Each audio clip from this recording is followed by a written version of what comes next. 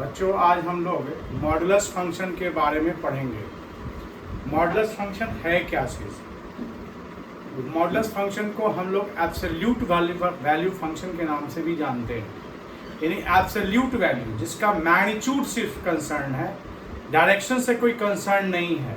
जैसे मैं ये बोलना चाहता हूँ कि +4, -4 एंड 4 में फ़र्क क्या है, तो जब हम लोग नंबर लाइन पे इसको रखेंगे तो +4 का मतलब है कि 1, 2, 3 and 4 unit rightward from 0, this is called +4। और -4 का मतलब है we move 4 unit leftward from 0. So this is -4 and this is 4. And what about 4? 4 is the exact unit, that is magnitude. So magnitude is what? The magnitude of the intercept. Suppose this is O and this is P and this is Q. So the magnitude of OP is equal to magnitude of OQ is equal to 4. तो ये clear हो गया कि +4, -4 and 4 में क्या अंतर है। +4, -4 यानी +4 जो है 4 यूनिट राइटवर्ड होगा फ्रॉम द 0। अगेन मैं बता रहा हूँ, -4 का मतलब है 4 यूनिट लेफ्टवर्ड होगा फ्रॉम 0। बट 4 क्या है?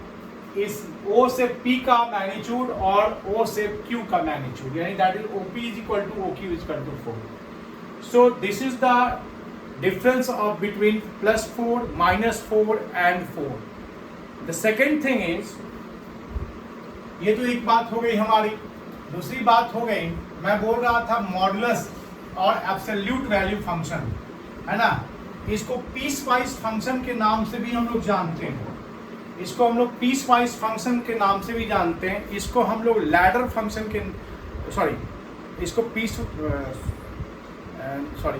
एक्चुअली मॉडुलस फंक्शन को पीसवाइज फंक्शन नहीं कहते हैं या लैडर फंक्शन नहीं कहते हैं। एक्चुअली ग्रेटेस्ट इंटीजर और फ्रैक्शनल पार्ट को हम लोग पीसवाइज और क्या कहते हैं उसको लैडर फंक्शन के नाम से जानते हैं। ठीक है, पहली बात ये उठी।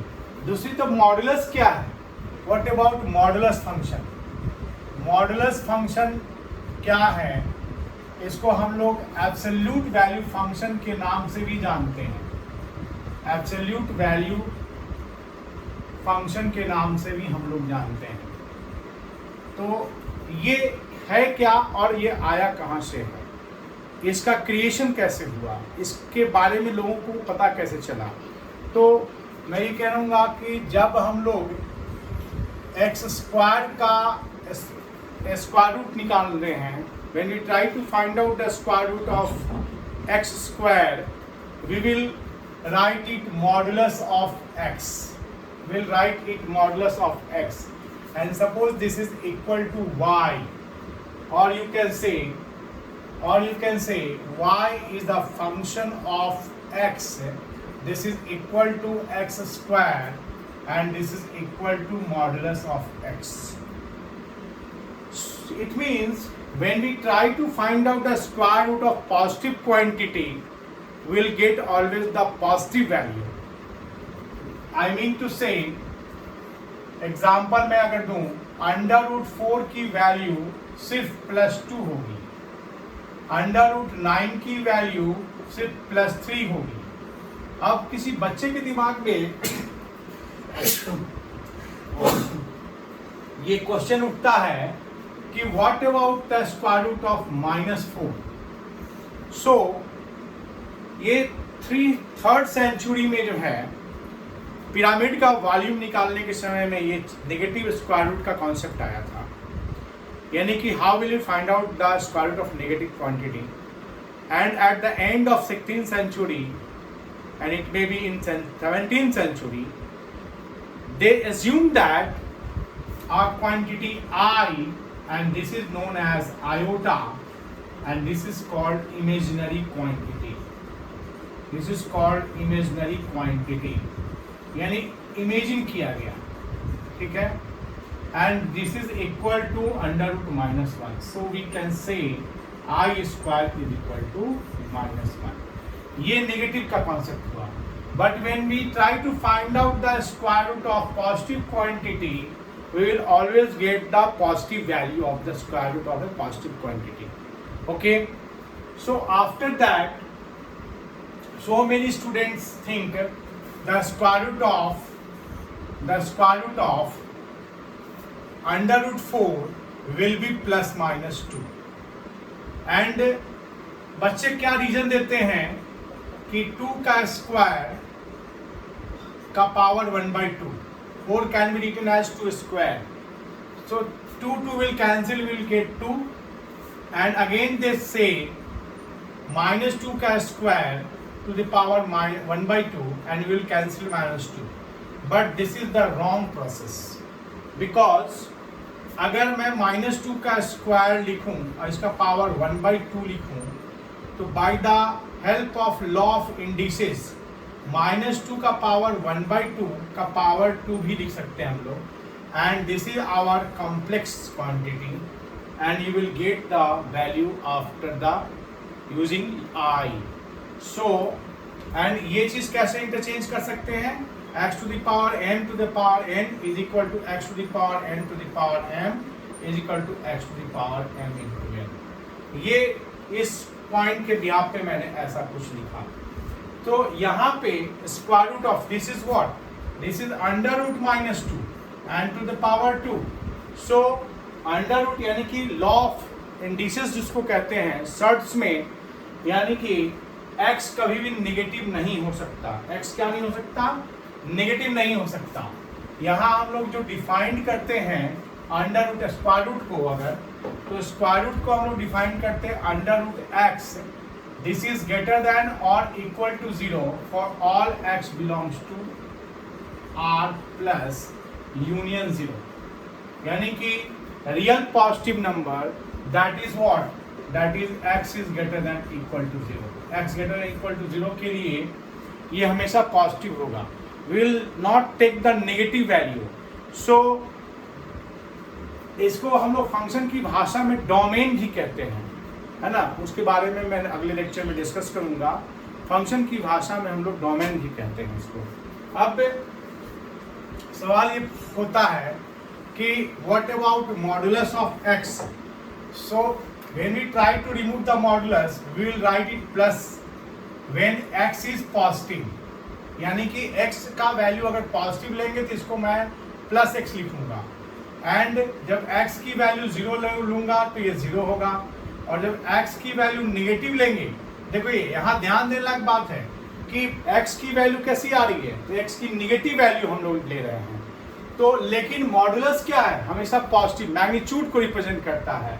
यानी कि हम लोग ये देखते हैं कि यहाँ पे एक चीज मैं क्लियर कर दूं कि बिकॉज मॉडुलस जो है मैग्नीट्यूड की बात मैं कर रहा हूँ। So this is greater than and equal to 0 for all x belongs to R। ये रियल नंबर, किसी रियल नंबर के लिए आइदर ग्रेटर देन होगा या इक्वल टू 0 होगा। तो इसका मतलब कि इसके बदले में अगर मैं कुछ लिख रहा हूं, अगर इसके बदले में मैं कुछ लिख रहा हूं तो वो जो होगा पॉजिटिव होगा या तो 0 होगा। इस चीज को आप सोचना है। तो इसके अगर आप when you try to remove the mod, तो again instead of that quantity you will only write the positive quantity। so here x is positive, so suppose you take 3 2 3 4 whatever, so you will put here 2 3 and 4, so it will be positive। when you take x is equal to 0, so it is 0। but when you take x is negative, so x negative अगर लेंगे तो आप सोचने एक बात है कि यहाँ पे क्या x लिखेंगे, तो x अगर लिख देंगे तो वो फिर नेगेटिव हो जाएगा, क्योंकि x आप कैसा ले रहे हैं, नेगेटिव क्वांटिटी ले रहे हैं। तो हम लोग क्या करेंगे, अब नेगेटिव को पॉजिटिव करने के लिए क्या करना होगा, तो नेगेटिव को पॉजिटिव करने के लिए माइनस साइन से मल्टीप्लाई करना होगा। तो हम लोग यहाँ क्या लिखेंगे, माइनस ऑफ x। तो अब हमें ये मॉडुलस को हमने डिफाइन कर दिया, ब्रेक कर दिया हमने मॉडुलस को। ठीक है, सभी बच्चों ने लिख लिया होगा इसको। अब बच्चों यहाँ पे अगर थोड़ा सा इसके ग्राफ के बारे में मैं बात कर लूँ तो we will get 3 equation, that is plus x when x is greater than 0, y is equal to 0 when x is equal to 0, and y is equal to minus x when x less than 0. We will get 3 equations. So अब इसका graph कैसे खींचेंगे? तो इसका graph ऐसे खींचेंगे, जब x 0 है तो y क्या है? 0 है, यानी 0 0 कहाँ होगा? तो ये हमारा ओरिजिन है, 0 0 हमारा ओरिजिन है। अब y is equal to x, तो y is equal to x एक ऐसा लाइन है जो ओरिजिन से पास करेगा, और साथ ही साथ वो second, first and third quadrant में आएगा, क्यों? क्योंकि x पॉजिटिव तो y पॉजिटिव, x निगेटिव तो y निगेटिव। तो ये लाइन कुछ इस तरह से होगी, इक्वली इंक्लाइंड होगी। ये लाइन दोनों कोऑर्डिनेट को इक्वली डिस्ट्रीब्यूट कर देगा। जब इक्वली डिस्ट्रीब्यूट कर देगा उसके बाद हम लोग कंडीशन पे ध्यान देंगे। x क्या है? तो x पॉजिटिव है, तो x पॉजिटिव किधर होगा? तो इधर होगा। तो इसका मतलब है कि x निगेटिव के लिए जो ग्राफ हमने बनाया है, यानी थर्ड क्वाड्रेंट में, वो ग्राफ हमारा नहीं होगा, फिर हम लोग आते हैं y equal to minus x पे। तो y equal to minus x का मतलब कि x अगर पॉजिटिव है तो y हमारा निगेटिव होगा, और अगर x निगेटिव है तो y पॉजिटिव होगा। तो x पॉजिटिव होगा तो इधर है, तो y कैसा है? निगेटिव है, तो y की निगेटिव वैल्यू मतलब इधर होगी। मतलब यहाँ पे x पॉजिटिव, मतलब ये क्वाड्रेंट हमारा कि x प्लस होगा और y माइनस होगा, और x अगर यहाँ निगेटिव में ले रहा हूँ तो y की वैल्यू पॉजिटिव हो जा रही है। इसका मतलब x निगेटिव किधर है? ये निगेटिव x है और ये पॉजिटिव x है। इसका मतलब कि ये ग्राफ जो होगा इक्वली बाइसेक्ट कर देगा सेकंड और फोर्थ क्वाड्रेंट को। तो सेकंड और फोर्थ क्वाड्रेंट को जब बाइसेक्ट करेगा तो कुछ इस तरह से होगा ये। अब सवाल ये पैदा होता है कि x का नेचर क्या था? x का नेचर निगेटिव था, तो x का नेचर निगेटिव है का मतलब है कि x हमारा इधर की तरफ हम लोग बात कर रहे हैं, तो x इधर तो पॉजिटिव हो जाएगा, तो इसका मतलब इधर का जो ग्राफ हमारा होगा वो ग्राफ यहाँ पे नहीं हो सकता। तो this is the final graph of the modulus of x। ये मॉडुलस ऑफ x का हमारा फाइनल ग्राफ होगा।